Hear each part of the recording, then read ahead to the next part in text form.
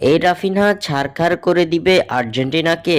আরো একবার বার্সেলোনার জয়ের কান্ডারি ব্রাজিলিয়ান রাফিনহা লা লিগার শিরোপার একেবারে কাছাকাছি পৌঁছে যেতে ম্যাচটি ছিল বার্সেলোনার জন্য অত্যন্ত গুরুত্বপূর্ণ, কেননা প্রতিপক্ষ সেল্টা ভিগো, যার বিপক্ষে জয় পেতে প্রায় প্রতিবারই হিমশিম খেতে হয় বার্সেলোনাকে। বরাবরের মতো এবারও একই দৃশ্য দেখা গেল মাঠে। শুরু থেকে রাফিনহাদের উপর চড়াও হয়ে বসে সেল্টা ভিগো, তবে ম্যাচের শুরুতে এগিয়ে যায় হান্সি ফ্লিকের দল। ফেরান তোরেসের গোলের সেই লিড 3 মিনিট পরেই হারিয়ে ফেলে বার্সেলোনা। 15 মিনিটে সমতায় ফেরে সেল্টা ভিগো। এক গোলের সমতায় প্রথমার্ধের খেলা শেষে দ্বিতীয়ার্ধে মাঠে নেমেই এগিয়ে যায় সেল্টা। ইগলেসিয়াসের গোলে 2-1 গোলের লিড পায় দলটি। এক গোলে পিছিয়ে থাকা বার্সেলোনা সমতায় ফেরার আগে আরো এক গোল করে বসে সেল্টা ভিগো। নিজের হ্যাট্রিক পূর্ণ করে দলকে 3-1 গোলের লিড এনে দেন ইগলেসিয়াস। ধীরে ধীরে জয়ের আশা ফিকে হয়ে যাওয়া বার্সেলোনার দায়িত্বটা কাঁধে তুলে নেন ব্রাজিলিয়ান তারকা রাফিনহা। দেখান নিজের জাদুগরি পারফরমেন্স। 64তম মিনিটে ড্যানি ওলমোর গোলে অ্যাসিস্ট করেন এই ব্রাজিলিয়ান।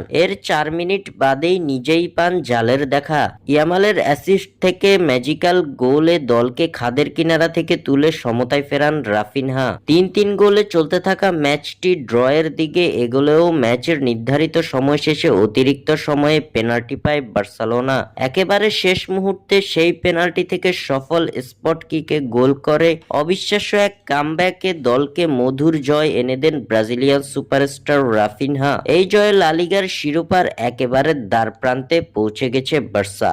স্বাক্ষর থেকে সাদবিন ইসলাম।